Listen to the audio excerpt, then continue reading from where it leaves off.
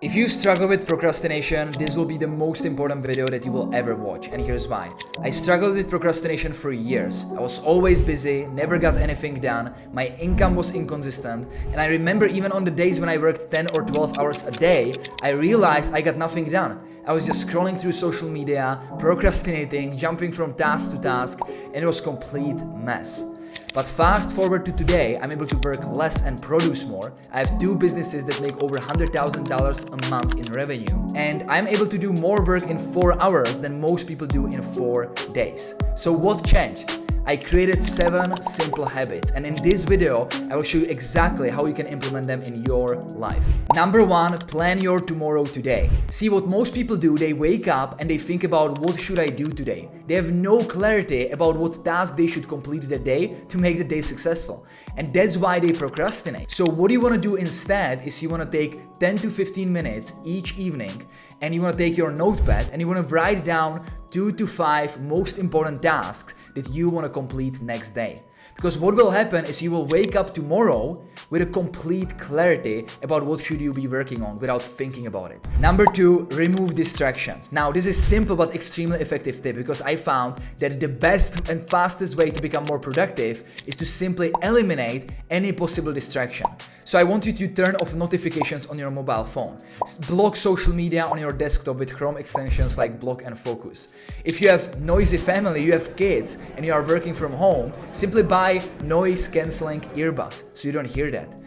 You can also get rid of food. Food is a huge distraction. If you are eating and you want to work at the same time, you will not be really productive. And it will be different for each person. So you need to think about what are all the distractions that are keeping me from being productive. And then you want to strategically eliminate all those distractions. And I can guarantee you, just by doing that, you will be way more productive than ever before. Number 3, break your days into mini days. Now, this is an interesting concept that I first learned from Ed Milet. So shout out to Ed. And when I implemented it, I found it extremely effective. So here's the idea. Think about a time in a school, for example. Have you ever finished the homework on the last minute before the deadline? The thing is, we work extremely well when there is a clear deadline. But if you are a business owner, for example, or if you set your own deadlines, what will happen is you have some task to do and you will give yourself, let's say, 1 day to make it happen. Or you will give yourself 1 week to make it happen. And even if you were able to complete it faster, it will usually take you that full 1 day or full 1 week to complete the task, simply because you can, simply because you feel you have no pressure, you have still time. So you will postpone that task and you will usually finish it last minute, no matter what you set. So what I try to strategically do in my life, in my business, I want to shrink the timelines. I want to give deadlines that are shorter. So the idea behind mini days is this. You will break down your 8-hour day, for example, how many hours you are working per day, you will break it down into mini days. So for example, for me, I have 3 mini days that are 3 hours long each day. So it can be from 6 to 9, then from 9 to 12, then you can have a lunch, right? And then I can have from 1 p.m. to 4 p.m. Each day is 3 hours long. Because who said that the working day needs to be 8 hours? Who said that the day has a 24 hours, right? We have it set, but you can actually set your own reality with this. Imagine having more than 1,000 days instead of 365 days. How much more could you get done? So the idea is you break down your days into 3 different mini days, and then you set tasks for each mini day.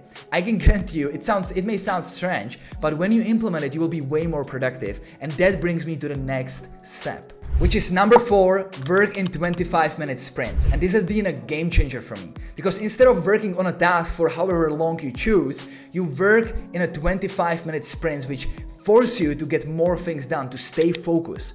And I use something called Pomodoro technique. You can Google it, but simply it's where you work 25 minutes on a one task and then you have 5-minute rest. So you are working in a small, shorter period of time and then you rest for a couple of minutes. So how do I put it all together? I plan my tomorrow today, I plan my tasks for my 3 different mini days, and then each mini day has 3 hours. And in each hour, I have 2 Pomodoro sessions, meaning in each hour, I worked for 25 minutes on one task. I'm focused, I'm doing one thing at a time. I'm not multitasking. And then after those 25 minutes, I have 5 minutes rest. I can go to the bathroom, I can do push-ups, I can do whatever I want. And then I go back and I work another 25 minutes on either the same task if I didn't finish it yet or another task, but I stay focused on one simple task during the 25-minute window.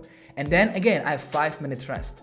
So you do it for your entire mini day. And it's been extremely effective because it allows you to, it forces you to get things done faster. Because you have 25 minutes on that task. You are in a hurry, right? You are under pressure. And I personally like it. It may not work for everyone, but I'm just sharing with you after trying everything possible when it comes to, productivity tips.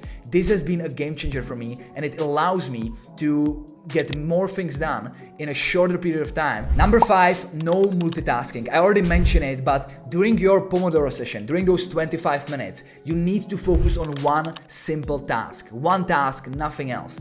And what you want to do is you want to break that task into actionable steps that you can execute in order. If you have some big task that will take a couple of hours or even days, you want to break it down into actionable steps so you can take one step at a time, and that will allow you to be way more productive. People who multitask, people who have 50 different tabs open on their internet browser, and we've been there, we've all been there, okay? Let me know in the comments if you've been there, because I had these times where I have like 20, 30, 40 different tabs open, and I'm jumping from one task to another, and I feel, or in the past, I felt like I'm doing a lot. I felt like I'm extremely productive.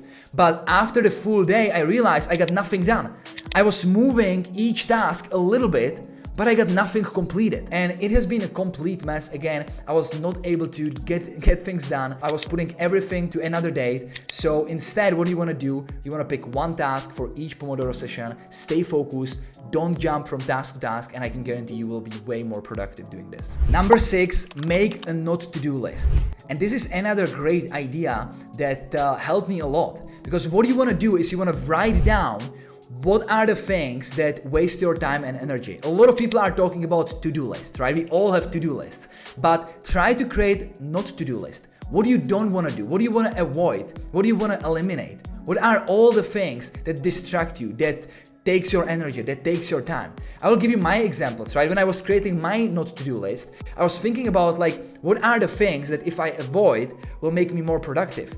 And there were things in my list like watching YouTube videos, eating at my desk, consistently checking emails. And you can write down all those different things that are distracting you, that are keeping you away from moving your task forward. So make sure to create your not to-do list and make sure to never repeat those same mistakes again. And number 7, get quality sleep. Now this is extremely important because lack of sleep will ruin your productivity. There are countless of studies of how important sleep is. So let me give you a couple of tips that help me personally get more quality sleep. Number 1, wear blue light blocking glasses 2 hours before bed. This is important because, most people, they, stare at a phone before they go to sleep. But what happens is when there's less light, your body produces a hormone called melatonin, and it's a hormone that helps us fall asleep. So if you are staring at a computer or at a phone and there's a lot of blue light coming from those devices, what happens, your body is not producing that much of a melatonin. And that will basically prevent you from falling asleep. So what you want to do, and it helped me tremendously, is you want to buy blue light blocking glasses, ideally those that block 100% of blue light, and you want to wear them at least 2 hours before you go to bed, minimum 1 hour before you go to bed, and it will help you fall asleep way faster. Number 2, you want a lower temperature in your bedroom. It helps with the sleep. You can Google that. Also, you don't want to eat and you don't want to drink caffeine 2 hours before you go to sleep, because again, it's a lot of stress for the body. Caffeine, it's self-explanatory, but even the food, it's a lot of stress for your body, right? Your body needs to digest the food, and you will not really rest during your sleep that bad. Another tip is to stick to consistent sleep schedule. You want to have a consistent sleep schedule when you are, for example, going to sleep at 10 p.m. and you are waking up at 6 a.m., right? Whatever it is for you. For me, I'm usually at bed at 10 p.m. I'm waking up, between 5 a.m. to 6 a.m. Everybody is different, but try to be consistent with your sleep schedule. And also, I'm a big fan of Oura Ring to track my sleep. So I purchased the Oura Ring to track my sleep, and that way each morning I can see how many hours I slept, how well I slept, how well how I'm ready to the day, and all the stats that you need when it comes to your sleep. Because what you don't track, what you don't measure, you can't improve. So with Oura Ring, you can actually measure your improvement with getting better sleep. As always, if you enjoyed this video, please like it, leave a comment below with your tips on how to actually be more productive, and don't forget to subscribe for more content like this.